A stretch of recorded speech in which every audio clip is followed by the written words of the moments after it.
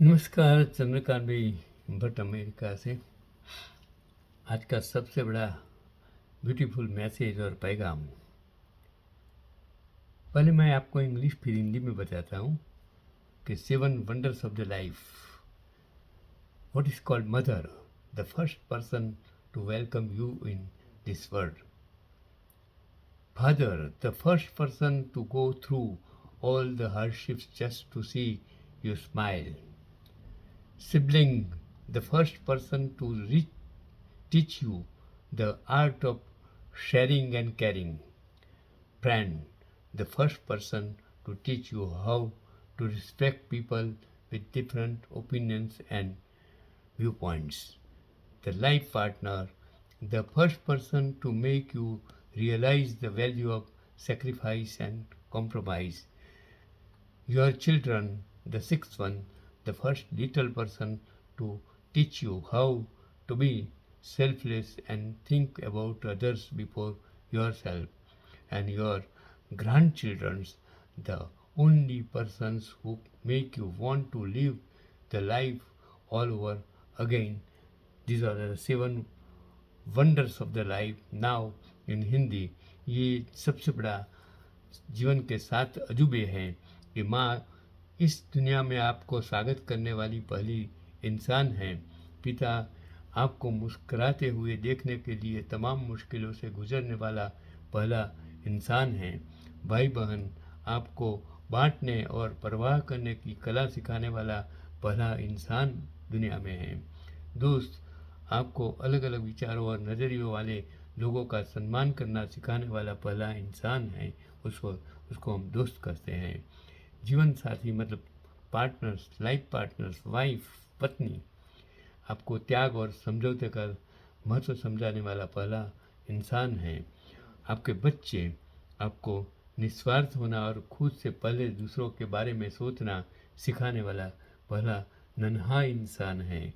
और आपके नाती पोते वो अकेले लोग जो आपको ज़िंदगी फिर से जीने के लिए प्रेरित करते हैं। यही जो मैंने बताए हुए जीवन के 7 सबसे बड़े अजूबे हैं। आपके लिए पहला जो है वो कुटुंब है, पहला भगवान है, वो माँ और बाप है। बाकी मूड़ी आपकी जो समझे वो आपके बच्चे हैं, आपके भाई बहन हैं, वो आपकी मूड़ी हैं। और फ्रेंड्स जो अच्छे होते हैं, जो जीवन में जब जब आप मुश्किलें में होते हैं तब आपके साथ खड़े रह सकते हैं। आपकी दिल की जो बात है जिसको आप कह सकते हैं वो आपके फ्रेंड्स होते हैं। और अगर आप बूढ़े हो जाते हैं तो आपका बचपन याद दिलाने वाले वो जो होते हैं वो आपके ग्रैंड सन्स, ग्रैंड डॉटर्स होते हैं।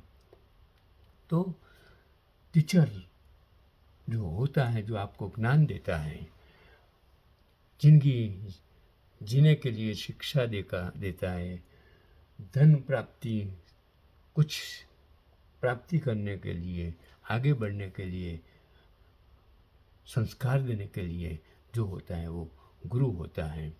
तो बचपन में जो पढ़ाने के जो तरीके शिक्षकों का होता था, किस तरह का मैंने का जो पढ़ा कि मुझको एसेसिनेशन की स्पेलिंग याद नहीं हो रही थी। मैंने शिक्षण जगत में काम किया। मैं इतना सक्सेस इसके लिए हुआ कि सब बुक में सब कुछ एक ही दिया है। लेकिन अगर वो शिक्षक, बच्चे अलग अलग दिमाग के होते हैं, अलग अलग कैपेसिटी हैं, तो अलग अलग जो बच्चे वीक हैं उसको भी आप किस तरह पढ़ाए तो अच्छे मार्क्स ला सकते हैं, अच्छी पढ़ लिहाज कर सकते हैं। तो वो मैं सिखाता वो चीज़। इसके लिए मैं एक सफल शिक्षक बालर क्लासेस चला सका। आज पूरा वर्ल्ड में मेरे स्टूडेंट्स हैं। तो वो एसेसिनेशन जो याद करने का कि बहुत तो शिक्षक बहुत कुटने पर भी याद ना हुई तो टीचर मुझको प्रिंसिपल के पास ले गए और प्रिंसिपल ने बहुत प्यार से समझाते हुए कहा कि इस शब्द के 4 हिस्से कर दो।